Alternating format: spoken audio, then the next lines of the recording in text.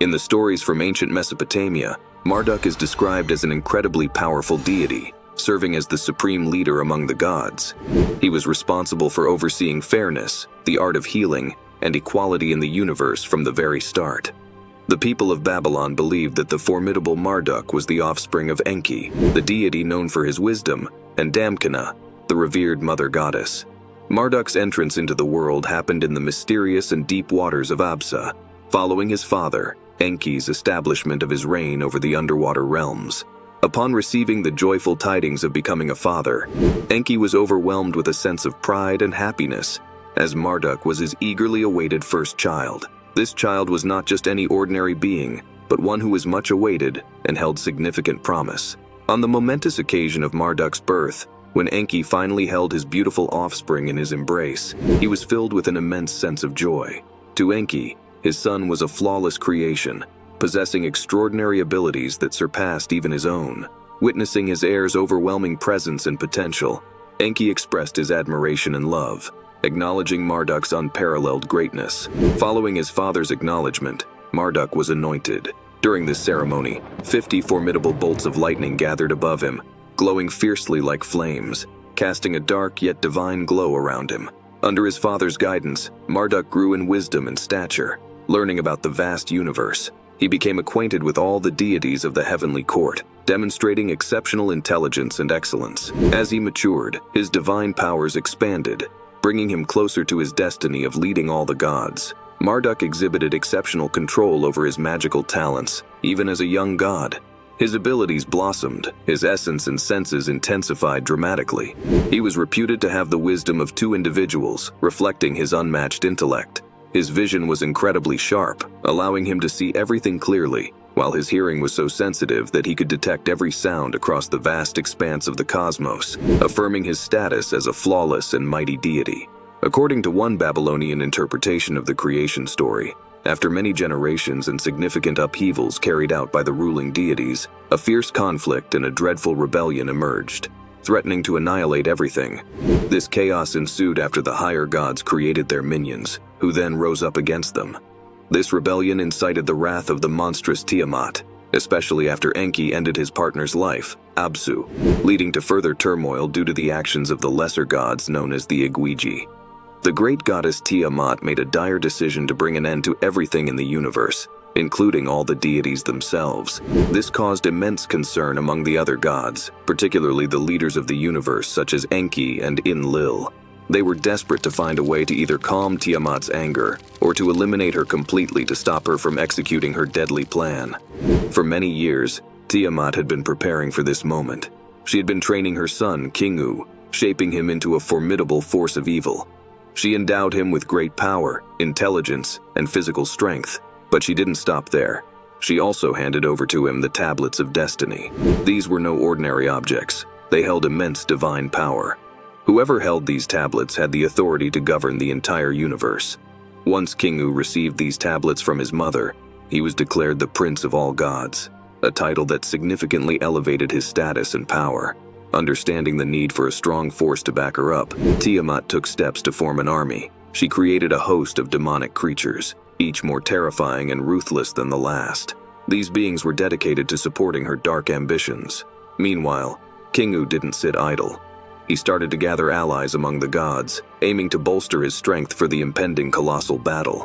His actions caused significant unrest and chaos across the cosmos, shaking the very foundations of the celestial hierarchy. The threat posed by Tiamat was so severe that it sent waves of fear through the entire pantheon of gods. She had orchestrated a complex and wicked scheme aimed at obliterating everything that existed. The gods were left in a state of despair, scrambling to find someone brave enough to confront Tiamat. Her raw power and fierce temper made her a daunting adversary. Coupled with her nearly invincible army, she seemed unstoppable. In the middle of this atmosphere of dread, a new hope emerged from an unexpected quarter. Marduk, a younger deity, stepped forward with a bold declaration. He proclaimed his readiness to confront the formidable Tiamat. This was no small offer. Marduk was presenting himself as the primary challenger to a goddess whose power was legendary. However, he had a specific condition that needed to be met for him to go through with this perilous challenge. Marduk demanded that the other gods invest him with their powers and abilities to enhance his own strength and wisdom. Enki, witnessing his son's bravery, was the first to endorse Marduk's proposal. Recognizing the exceptional qualities in his offspring, he saw no alternative but to support him. Following Enki's lead, the rest of the celestial beings came together, throwing their support behind the courageous young god. As Marduk felt the overwhelming support from the assembly of gods, he seized the moment to make an additional demand. He asked not only for their powers, but also for their acknowledgement of him as the eternal sovereign and ruler of all gods. This request was not made lightly. Marduk knew that if he were to risk his life to save the cosmos, his position as the supreme leader should be assured. He firmly stated that this recognition was a non-negotiable condition for him to engage in battle with Tiamat and to ensure her demise. This was Marduk's strategic move to secure his ascent to the throne of the gods, underlining his determination and the seriousness of the situation. In the middle of their terrifying and desperate situation, all the gods agreed to grant supreme authority to Marduk. This was so he could confront the fearsome goddess and end the oppressive turmoil. Sequentially, each deity provided Marduk with additional powers. Following this ceremonial enhancement, it was noted that he appeared to grow in stature, transforming into a towering and mightier deity. Consequently, Marduk set out to confront Tiamat and her ominous forces, who were simultaneously advancing towards the divine temple to initiate conflict. With a scream that echoed from the underworld, he wielded his formidable net, bow, arrows, and sword, encapsulating himself with bright, menacing lightning and tumultuous winds, marking the commencement of their battle. Enki's eldest son was not only immense in stature, but also deeply strategic and sly, fully recognizing the necessity to first eradicate the protective army of the daunting goddess. He launched himself into action swiftly, leveraging his superior combat skills to obliterate them swiftly. The vast majority fell during this initial onslaught, though Prince Kingu remained, leading a diminished band of demons. To efficiently deal with this threat, Marduk employed his enchanted net, capturing them swiftly and consigning them to eternal confinement to await judgment post-battle. While subduing the demons, he also managed to seize the tablets of destiny from Kingu, thereby cementing his dominance. As Marduk combated these fiends, Tiamat wreaked havoc, decimating numerous deities, including many of the Igigi, spreading alarm and despair across the cosmos as no sanctuary seemed safe from the enraged entities. Once the demonic legion was dispatched, Tiamat found herself isolated. Marduk, swift as the storm, charged at her. The monstrous goddess countered fiercely, conjuring massive cyclones and agitating the vast ancient ocean in her desperate efforts to vanquish Marduk. Nevertheless, after an intense battle showcasing his strategic ingenuity and might, Marduk triumphed, using his divine sword to cleave Tiamat into two. With the battle won, the sovereign deity's countenance was marked by a gratified pride as he anticipated ascending to the universal throne. The defeat of Tiamat led the other gods to celebrate the significant victory, welcoming the reign of their new ruler under the agreed terms. The victorious deity then utilized the lifeless form of the goddess to craft the world, shaping the heavens and the earth from her divided corpus. The sources of the Tigris and Euphrates rivers were believed to spring from the eyes of Tiamat, while her immense tail purportedly fashioned the Milky Way. Enki, witnessing the bravery and triumph of his progeny, was filled with pride, endorsing his son's creations and leadership, offering unyielding support. However, tranquility was short-lived as the deities continued to lament over their burdensome daily duties, clamoring for a creation that would relieve their labor. In the middle of this divine discontent, Marduk proposed a solution, prompting him to consult with his father in his celestial domain. Enki, ever proud and impressed by his son's sagacity, welcomed him with open arms, ready to support his next grand initiative. "Father, to bring peace among the gods, I propose creating new life forms similar to us, but designed to be subordinate. They will serve, labor for us, and offer us their worship," proposed the king. The god of water approved of his son's innovative concept, impressed by how thoroughly the young deity had planned the creation process, addressing all necessary steps for establishing these new earthly inhabitants. The gods were then gathered at the king's abode to hear about this royal plan. "My goal is to forge beings who will undertake our duties, allowing the gods to relax and be free from the burdens of manual labor while receiving worship from these creations," he explained to his divine assembly. The proposal was well received by all since it meant they would be relieved from earthly tasks and would be venerated.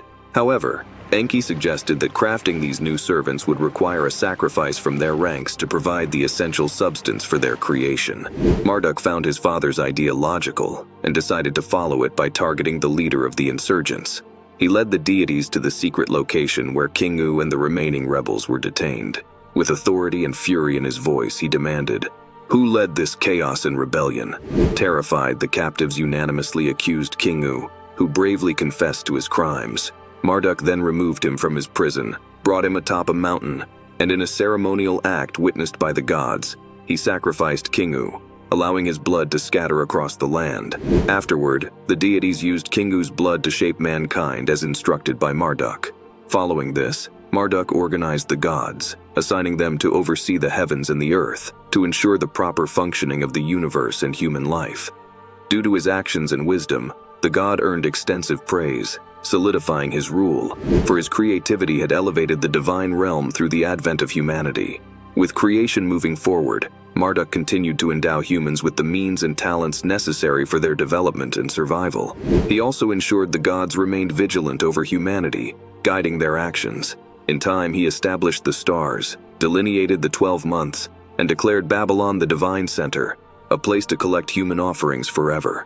As generations passed, Marduk, at the height of his reign, chose the exquisite goddess Serpanitu, symbolizing fertility and considered a maternal deity, as his partner. Together they had offspring, including the potent Nabu, deity of literacy.